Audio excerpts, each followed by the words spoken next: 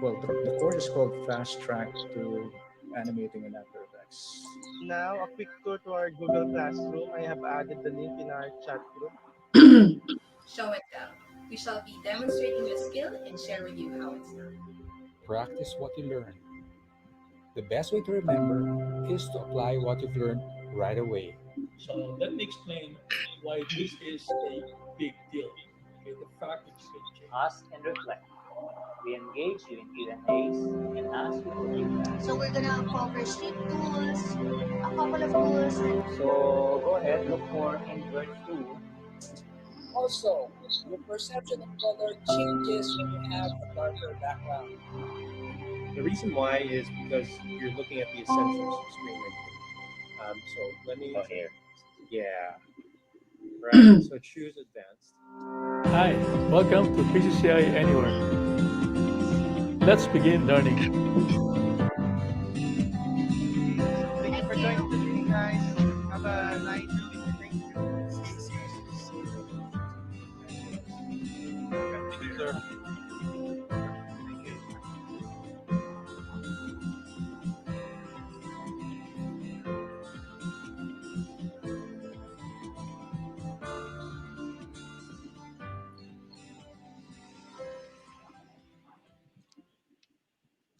All right. So, hi everyone and happy Saturday. I'm Katz Crisostomo, Director of Academic Affairs here at PCCI. And welcome to the first PCCI Anywhere YouTube Live. No? So, we created this channel as a way to reach out and spread the love. Okay, the love for learning sa larangan ng photography, video, film, and graphic design. Okay, so I hope that you like the session. Please don't forget to subscribe to our channel. Hopefully, this is going to be the first of many no, YouTube live sessions that we will offer. Okay, so for tonight's session, we are joined by our resident and beloved instructor, Miss Dail Deri. Okay, spread the love.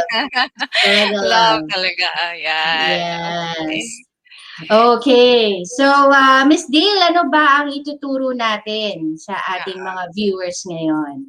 Okay. So we'll start with something simple. So because I'm a photographer and I think yung best parang a starting point no for photography would be your smartphone. So tonight we'll learn a little more about what your smartphone can do. So magandang ano siya, sabi ko nga starting point para sa mga photography enthusiasts no. Natutuwa lang ako. I-shout out ko yung mga bumabate kasi karamihan Yes, dito, yes, yes. yeah. So we really appreciate yung mga students natin, yung ating alumni, and Mr. June Miranda has actually always emphasized that the students are the heart of PCCI. Okay, so syempre Yes. kung wala kayo, wala kami. So thank you very much. Correct. Pero ang pinakauna is yung pamangkin ko, si Kiona. So hi to my pamangkin, inaanak, Kiona, and the Reyes family. Andito rin si Mario Pangan, actually currently taking up TESDA Photography NC2 sa PCCI, of Hello, course. hello. Also, John Emmanuel Bulaon, hello to you. And then si Ron Aldo, ay ano to, stockholder din ng mga TESDA Wow. programs for PCCI. Thanks for supporting us. Yes. And I think for now, yung isa sa pinakamalayong viewer natin, nasa California, if I remember correctly, it's Jacqueline Gallinero. Good morning to you. Bakit gising ka? Ay, good morning ba? Okay, tama. Okay, early morning. Okay. Early And then, morning yan. no? Oo, mga 4. So, si Car Declaro is also here. He was one of our diploma students for photography. And then, Yes. andito rin si Maribeth Lozarito, and Aaron Castro is also here. Okay. Hello, hello. So, for that, yung mga nare-recognize kong names dito are already photographers, no, with their using their DSLR or mirrorless cameras. But I appreciate that they're still here to may hopefully learn something more about their smartphones. Okay, that's great. So siguro hindi na natin patagalin, Miss Dale. You can already start teaching us. Okay, sige, let's start. So this is going to be brief. Siguro mga hanggang 12 midnight tayo. Okay, sige. So let me just share my screen. Let's All see. right. Okie dokie. Okay, so this is what you need to know about smartphone photography. No? All right. So for those who don't know me, so I'm of course photographer. I specialize in studio portraits, so I work with studio lights. I'm also an instructor for photography, so I teach basic photography, smartphone photography at PCCI, and studio lighting 101, tsaka yung ating TESDA photography national certificate level 2, which also has a national assessment. No? And I'm one of the photography assessors for National Certificate Level 2 for photography. Okay. And simple lang yung objective natin for this webinar. So ang goal ko lang is for you to understand your smartphone's capabilities pagdating sa pagkuha ng pictures. So it does not aim to parang upsell smartphones, nor does it aim to yung parang mas magaling yung ganitong equipment. Hindi. I believe that any equipment is simply a tool, no? So I think yung pinaka-importante pa rin is your creativity. Okay. So we will start with the definition of photography. Okay. Oh, by the way, if you have any questions, just place it in the comment section. Okay. Photography. Sige. I'm curious kung merong makakapag-comment, no? Or nakakaalala. Ano yung root word or etymology, not root word, etymology ng word na photography. So it comes from two words. Okay, sana merong maka-comment ka agad. Kaso walang pa premyo. Bigyan natin yung laptop ni Miss Katz na lang siguro. Salary deduction. Okay, so photography comes from the words photos or phos, which means light, in graphos or graphe, which means to draw. Okay, so literally, ang ibig sabihin ng photography is to draw or to paint with light. That's why probably a lot of you already know may technique na light painting, no? So where there is light, there is a photo. Okay, and let's go to the next one. So what do you need to know nga ba, no, about smartphone photography? Okay, so number one, select your focus. So actually madali sa smartphone, no? It's smart enough, no? If you simply tap on the object that you want to be in focus, parang parang pag sa touch screen din ng DSLR or mirrorless camera, no? So it works the same way. Ganun lang siya kasimple. Some smartphones have a manual focus. So if you have that, that's actually convenient, no? For example, okay, so here, pagka meron kang manual focus, you get this slider. And then you can manually select which one you want to focus, no? So mas may control ka lang. You use the manual focus feature of your camera if it comes with it. Sa mga times na nahihirapan yung camera mo to focus what you want to focus. Okay. And then just a reminder, always start with a clean lens, regardless of whether you're using a smartphone or a full camera. So for example, if you get a picture like this, parang hazy siya, no? It's actually the result of a smudgy lens. Okay? So linisin mo lang yung lens mo, look at the difference. No? Sobrang laki na nung difference. Dito, mas crisp na siya lumalabas. Okay, dito, hazy. And that's just from the fingerprints. I always joke my students na ipupusta ko yung ulo ng kapitbahay namin na madumi yung lente ng, ng phone niya. And the good thing about smartphones, so kahit t-shirt lang yung ipangpunas mo, dun sa lens niya, hindi naman mag-scratch because most smartphones now, maganda yung material nila for the glass. No? So, no problem with that. Okay. And the second thing you need to know is for you to change the exposure according to your concept. No? So, obviously you need to start with a concept. Very important yan in anything you do. No? What's exposure? When you hear the word exposure, dalawa lang naman iisipin mo, brightness and darkness of your photo. No? So, if you get a picture that is very bright, meaning wala ka ng details dun sa highlights, that's an overexposed photo. And then if you don't get any details sa shadow area, then you get an underexposed photo. And then what we want, of course, is a properly exposed photo, which means the camera is trying to give you an average exposure reading. Okay? Right. So one thing, for those who, yung mga hindi gamit yung phone nila, and viewing this no, sa YouTube, if you have your phone available with you, you can try this. No? So you can try aiming your camera at a bright light. So hindi ka mag-shoot, aim mo lang. No? And then, you pan it slowly to the darkest area in your room.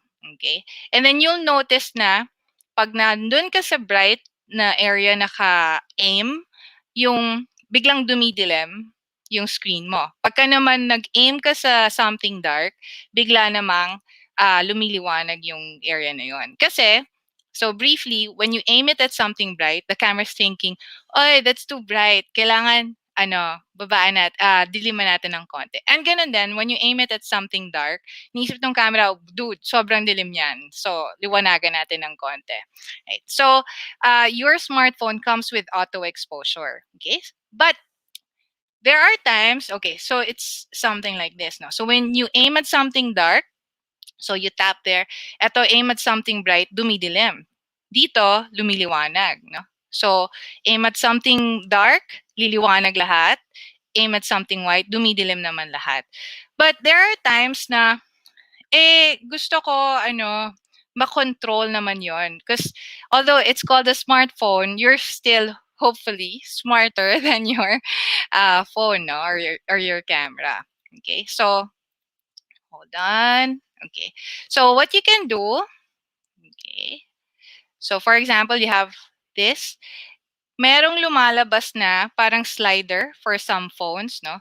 And then merong plus and minus. And then if you just slide that, that will allow you to change the exposure of your photo. So for example, you think madilim, kailangan liwanagan kung konti. So you can slide it up.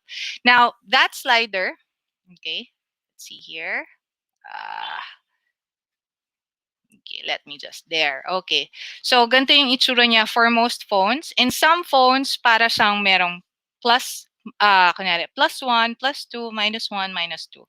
Okay, but that functions the same way. So, that lets you control your exposure. And then next.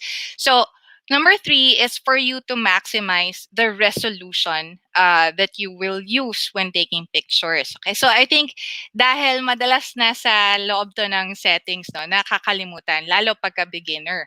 Okay, so for most Android phones, you might have a menu option that looks something like this. It says camera resolution. Okay, so for example, dito merong 12M, tapos parenthesis 4:3.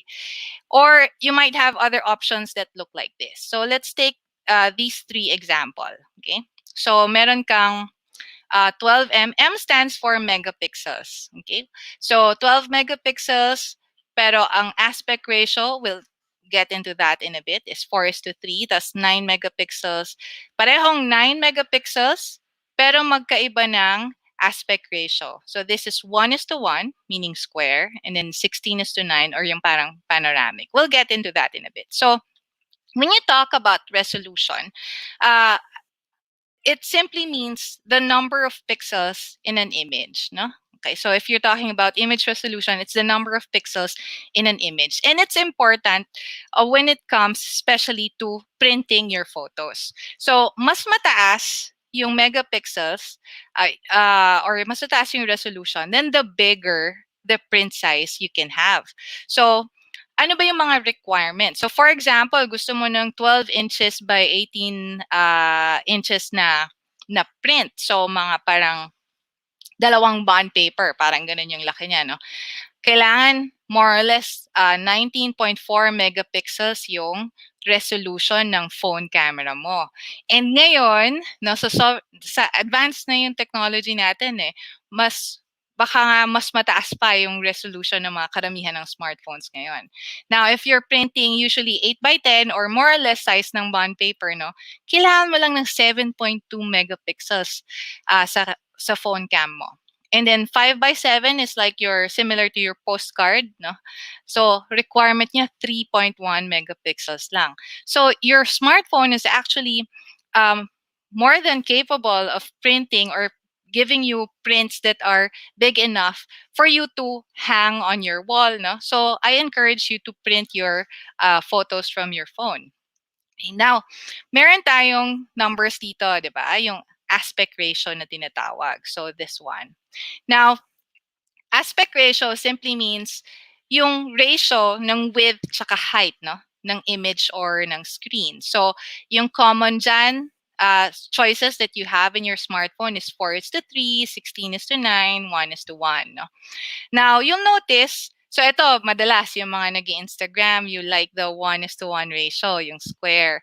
Pagka naman group pictures or landscape, madalas ito yung pinipili ninyo. Okay? But here, if you look here again, you'll notice na pag 1:1, yung aspect ratio na gamit mo, your camera uses a different megapixel. That depends on the smartphone. No? So, iba-iba yung for smartphone.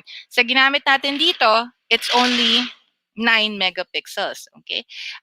Dito naman, when you choose 4:3, that's 12 megapixels. Okay? So, just take note na when you choose the aspect ratio, nag-iiba-iba yung resolution ng image mo. Okay? Now, okay, ito yung example. No? So, for iPhone users, you have that somewhere here. Yeah, nakalagay yung 4:3 na aspect ratio. For iPhone, I believe you don't have the option to choose the resolution, but you can choose the aspect ratio. Now, in terms of choosing the camera resolution or the aspect ratio, I'm always thinking about yung output. Okay, so sa akin, if in the future I think I want to print the image, I will always go for the largest resolution or the native aspect ratio of the phone. So for most phones, ang native aspect ratio is 4:3, which means sa aspect ratio na yon, yun yung pinaka mataas yung resolution na ibibigay ng camera mo, okay, or gagamitin ng camera mo. Right. Next, vary the depth of field. Okay, so I told you earlier, smartphone photography is a good springboard for full photography, no? So, depth of field, when you hear depth of field, ang isipin mo lang is range ng sharpness. Okay, mula sa foreground or sa harap hanggang sa background. Okay, so range of sharpness, of acceptable sharpness from foreground to background. So there are times that you want a picture like this, meaning yung subject mo lang ang sharp, tapos blurred na yung background. Sometimes, you want something like this, no? Deep depth of field. And ibig sabihin, for example, landscape. Syempre gusto mo, it's acceptably sharp from foreground to background. Pero kunyari, portrait ng anak mo, okay? Tapos nasa street kayo and pangit yung background, then of course you want to use something like this, which is a shallow depth of field. Okay, so this one is a photo with a deep depth of field. Okay, let's say, okay, karamihan ng nagsa-start sa photography, gusto nila ng shallow depth of field. Okay, ano ba yung requirements nun if you want a shallow depth of field? Okay, so first is the aperture. So simply put, aperture sa not just in DSLR cameras, no, but in cameras. Aperture is literally the opening, no, nung lens mo. So doon pumapasok yung ilaw. And then for full cameras, you can change the aperture. For smartphone, normally fixed na yan. Okay, so ang requirement niyan to get a shallow depth of field is a big aperture. And good news for smartphone users, okay, most smartphones have a big aperture value. Okay, sorry, big aperture. So maliit yung value, but that's physically a big opening. So kaya natin i-achieve. Another requirement is for the focal length. Ang kailangan, if you want a shallow depth of field like this, kailangan mong telephoto lens, no? So in layman, parang yung nag-zoom in ka. Ang problema, okay, yung lens, yung lens ng karamihan ng smartphone is a wide angle lens. So it's not a telephoto lens. Okay? So doon medyo talo tayo. Pero may pag-asa pa because the third requirement is to get a shallow depth of field has something to do with distance. So all you have to do is ilapit mo yung camera mo sa subject mo, and then it helps din kung yung subject mo malayo sa background. Okay? So that one, kayang-kaya ng smartphone. So in fact, so this one was taken with a smartphone. So ito malapit sa camera, yung subject, malapit yung camera sa subject. So if you'll notice yung background mo blurred na. Now, pag lumayo ka sa subject, tapos yung subject mo malapit pa sa background, talagang deep depth of field na yan. Alright, so if you want a shallow depth of field, simply shoot close to your subject.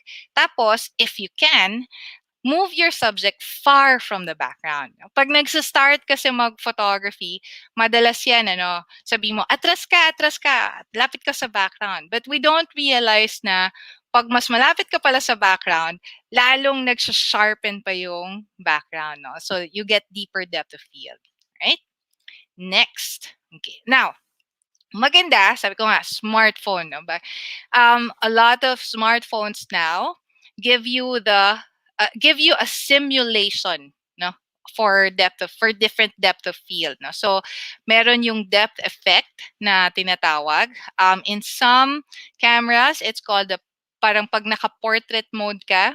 Okay, and then in fact, so when you press that, usually you get a slider, and then it gives you the aperture here. Okay, and then when you just slide that, and then you can play with the depth of field that you want. So it's not perfect all the time. It helps kung yung subject mo malayo from the background. That really gives you a much better depth of field or shallow depth of field. No. Now some smartphones now have a lot of lenses. So ang maganda doon kasi bawat lens doon iba yung focal length nila, iba yung aperture nila na pinakamalaki. So that gives you more flexibility in your shoot. Okay. So this is an example. So ito, walang depth effect or hindi ginamit yung depth effect. So you're just getting a deep depth of field. And then this one, shallow depth of field tayo using the depth effect of the phone. And then as you can see, blurred na itong background. Okay.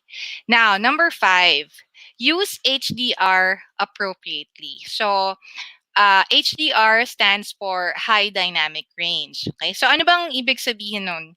Kasi, for example, no, yung mata natin, for this scene, okay, so maliwanag to, but kung nandun ka sa area, kita mo actually yung details dito. No? Maliwanag pa siya for your eyes or at least for our brain, of course, no? Pero si camera, okay, is not as sophisticated as our brain. So yung dynamic range ng camera is very narrow. Ibig sabihin sa high contrast lighting conditions, medyo nahihirapan si camera. So in your phone, if you enable HDR in a situation or lighting condition like this, it would be an appropriate situation. Okay, so pagka in-enable mo yung HDR, then now you get the details here. Kita mo yung details ng payong, kita mo yung details ng grass dito. So before, that. So dito wala, no? Pero to, you get the details already. Okay? So another example, yan, basta high contrast because it's shot against the light, no? So ito, wala nang details yung kurtina, no? Overexposed na. So if you want a happy middle, so HDR is not always perfect, but it gives you an average exposure for the highlights in the shadow area. So you can enable HDR. So kunyari naman, meron kang restaurant, no, or cafe, and then you want to shoot kasama yung signage. That might also be a good situation to enable the HDR. So dito muna. So dito sa taas, naka-disable pa yung HDR. So wala na yung details nitong sobrang liwanag, no? So, overexposed na to. Dito, tama yung exposure. Dito naman, tama pa rin yung exposure sa loob, but plus, you get the details of the signage. Okay? Now, bakit sabi ko, use it in appropriate conditions? Kasi, ang ginagawa ng HDR when you take a picture, okay, so pagka naka-enable yung HDR, it takes, depende sa phone, no? It takes 2 to 3 photos. Okay, madalas 2 photos. So the first photo will be underexposed slightly, and then the other one will be overexposed slightly. And then the phone automatically merges the two photos and then gets the parts with the correct exposure.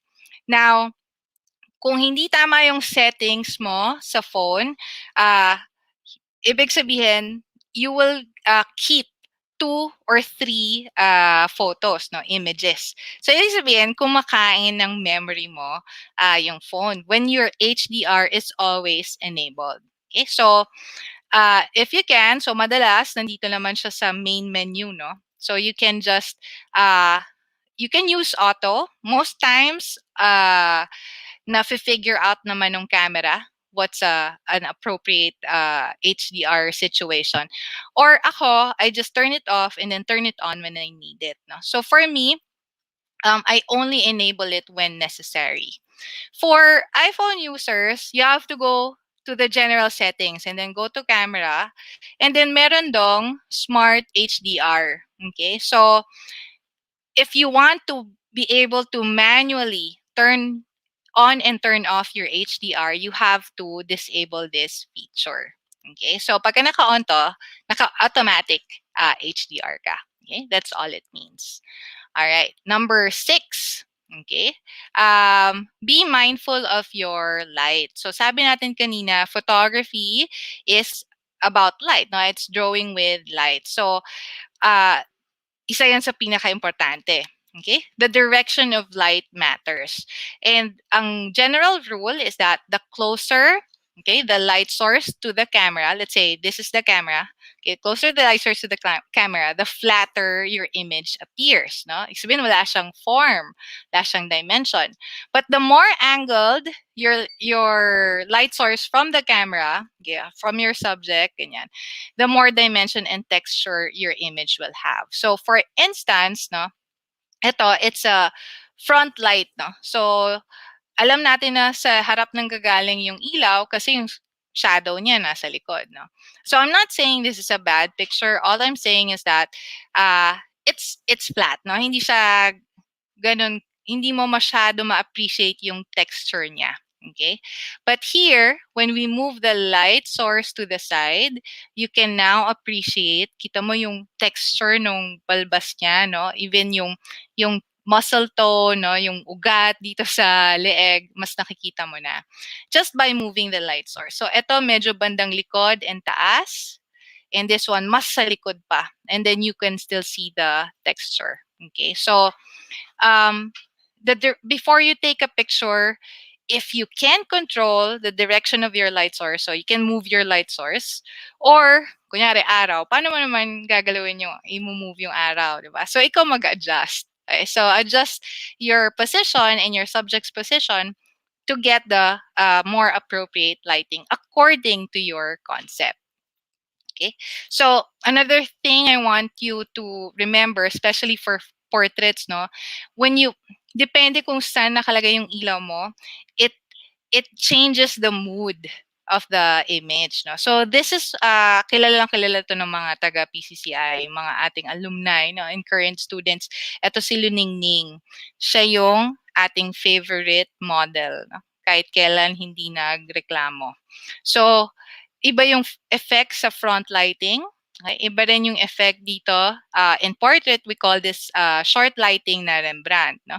So, you get more drama in this one. So, kung kunyari, if you were shooting a product, for example, na pang Shopee or Lazada, maybe you don't want this effect. Diba? Kasi consumers will want to see the details dun sa shadow area. So, you want something more evenly lit. Okay. And the last part is, last thing you need to know about smartphone photography is for you to compose your shots well. Madalas, okay, yun yung pinakamalaking, I think, savior, no, sa pictures. Kasi yung exposure in post-processing, medyo pwede mo siyang i-correct, no? But yung composition that's already there, no? Isa yun sa una mong iisipin. So composition simply means the arrangement of visual elements, no? Paglagay, ayos ng visual elements in your picture area para, ano yung goal niya? To emphasize your subject, meaning pagtingin ng viewer doon sa picture, naiintindihan niya agad yung subject, no? Ano yung gusto mong kunan ng litrato. Tell a story and or to express a message. Okay, so its visual elements would be anything that you see. So these are lines, colors, texture. Okay, and the most common guide for composition would be your rule of thirds. Okay, so guide lang siya as a where to place your focal point. Okay, so sabi sa rule of thirds, imagine, so if this is your picture area, imagine dividing your picture area into 3 equal parts, vertically and horizontally. Kasi saan mo daw ilalagay yung subject mo? Sabi, it's best to place it either on the left third or the right third. Okay? O kaya, let's say you're shooting a scene, no? And there's a horizon. It's best to put the horizon on the upper third or the lower third. Or on any of the intersections, okay, on any point here. So for example, you have this, and if you put the rule of thirds na grid, okay, so this one follows the rule of thirds. Okay, so another example is here. So madalas pag nag-shoot tayo, okay, nasa gitna. Pero now, no, you know better, okay, so you want to use this space, okay, so dito unang mapapatingin yung subject mo. Sabi nila yung rule of thirds kasi, kung nasan yung intersection, then the eyes or the attention naturally fall on those intersections daw. Okay, so if your eyes will go here, papasyal konti, but will always go back to the focal point. So pwedeng closer, it still follows the rule of thirds. Or even when you shoot vertically, no, ganun din, it follows the rule of thirds. So it could be as simple as this, okay? Ordinary gate. Just follow. I think that's the best practice, no? For 1 week, mag-rule of thirds ka lang. Yan. So like this one, you have the horizon on the lower third, and then yung couple, nandyan sa intersection. So it follows the rule of thirds. Now, on your smartphone, there's normally a feature that lets you, or an option for you to enable or disable the rule of thirds, no? So it's usually called grid. Tapos you can choose may 3x3, okay?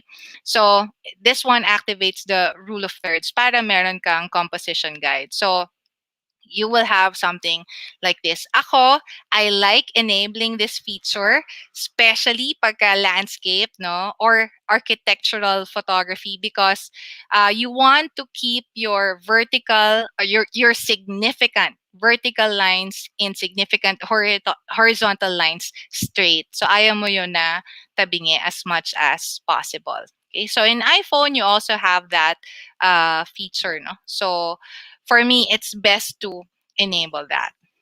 Now, okay, so before we go here, medyo humaba yung nasa comment section. Nakakatuwa, Miss Cats, kasi nagkikwentuhan sila. Parang biglang instant, reunion. Okay. So, hi, Miss Jenny. Ivan. Okay. Isa rin siya sa nag-try mag-photography NC2 sa PCCI. May isang part lang akong hindi napasa. O, di ba? Next time, pwede pa ulit. Okay. Tama si Ron, no? So, Ron says, smartphones today have 2 to 4 lenses na. That's correct. Talagang na sila, nag-a-advance na. Okay. Wide, normal, and telephoto lens. Correct. Hi, Kathy Colette. 08. Sino kaya yun? Okay. PCCI family, hello. Okay. Go Freaks TV. New student here. Si Efren, wow, parang ang tagal na nung huli ko nakita. Okay. Jackie. Oh, Jackie, magkakilala kayo ni Efren. Okay, good. And Robert Borja, Jonaline. Okay, De La Cruz. Good luck sa iyong assessment soon. All right. Nakakatuwa naman. Okay. Right. So, let me just go back here. So again, if you have any questions, just place it in the comment section. Okay.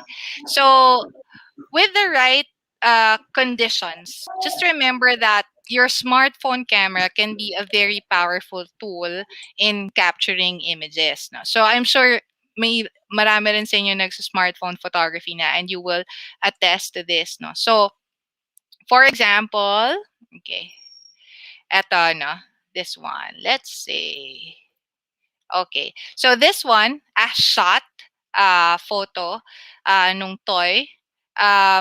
So meron lang LED light dito na bounce dun sa wall. And then because we know na merong limitations yung lens ng smartphone, no? So yung ginamit dito, naka-wide angle lens. I just made sure na yung white area, yung talagang white na white dyan, pasok yung subject ko doon. And then I can just crop it later on. Since it will only be used online, so okay lang na mag-crop ako ng ganyan ka-close. No? So now it looks like akala mo studio shot siya. No? Also, if you love traveling, no, so you just wait for the right lighting conditions. You look for a good composition, no, pwesto kang maigi. Sabi nga, regardless, kahit na full camera yan or smartphone camera yan, kailangan ng camera ang ilaw. Okay, so sa low light conditions, may challenges talaga lahat ng cameras. Okay? So you can go as far as experiment with different effects. No? This one was shot with a smartphone camera, with a smartphone also, pero we also use studio lights here. And this one, hindi siya Photoshop. So it's multiple exposure. Okay, so since in my smartphone I can change my shutter speed para dun sa mga nagpo-photography na, no. So I'm able to do this, no. So and then this one, I'm proud to show this. We had a smartphone photography class before for ASUS Zenfone, and then these are actually works of students. So they combine studio lights and their smartphone, and then sila na yung nag-create ng sarili nilang effects, no? Parang light painting nila. Okay. So I always leave my class with this saying from Orson Welles. So sabi niya, the enemy of art is the absence of limitations. So sa akin kasi, last mo na i-blame yung equipment mo. Okay? So yung tool mo, whatever it is, kahit gaano kamahal yan, it will always have its own limitations. Okay? So what you need to learn is for you to work around those limitations. And then that's where creativity will be born. Okay? All right. So, okay, just in case you need to keep in touch, this is how you can keep in touch with me. But more importantly, I hope that you've already subscribed to PCCI's YouTube channel and other social media accounts. We really appreciate yung ating mga viewers ngayon, especially our alumni. And hopefully you've shared this to your friends as well. That's yes, it. that's right. Okay. So again, thank you. No, despite the fact that they've already attended, similar classes at PCCI, they still continue to join us. So thank you guys for watching. Feel free to share the link to this session, to your friends on your Facebook pages. Yes, I saw a couple of comment saying na na-miss nila yung PCCI. Actually, kami rin. Miss na namin ang mga estudyante namin. So, miss na miss namin kayo. No? Yeah. So, it's so different. Even if currently we're actually offering PCCI anywhere online classes. So, especially for, I think there's one who mentioned na a new student daw siya, no? So, we actually have online classes that you can enroll to, no? We have webinars, no, Miss Dale, Yes. and also What live what virtual uh, classroom. what classes do we offer now for the live virtual classroom? Si Jackie madalas mag-ano yan eh, mag-attend ng virtual classes eh. But we have your class, which is Illustrator. Yeah, so for graphic design, we have already expanded since we actually started last year. So we have for graphic design, it's Adobe Illustrator Essentials, Photoshop. We also offer the advanced classes for both Illustrator and Photoshop. We have actually included now infographics, effective logo design. No, so those are available online. For film and video, nako, meron tayong mga magagandang courses that's gonna be available, no? So one is creating the narrative film using your smartphone, no? Very Mm-mm. exciting. Videography using your smartphone. Also upcoming is Adobe Audition, no? Essentials. For photography, Miss Dale, what do we actually have? So right now we have digital camera fundamentals, and then Mm. basic photography, and then we also have product photography and upcoming yung food photography at saka yung studio lighting 101 and portrait and fashion photography. Upcoming yan. So soon. Yes. Yeah. So hopefully soon, no, within the year, magkaroon tayo ng face-to-face, but at the moment, we're still offering online classes. So kindly visit our website, www.pcci.edu.ph, or pcci.com.ph, no? And also our Facebook page, no? Don't forget.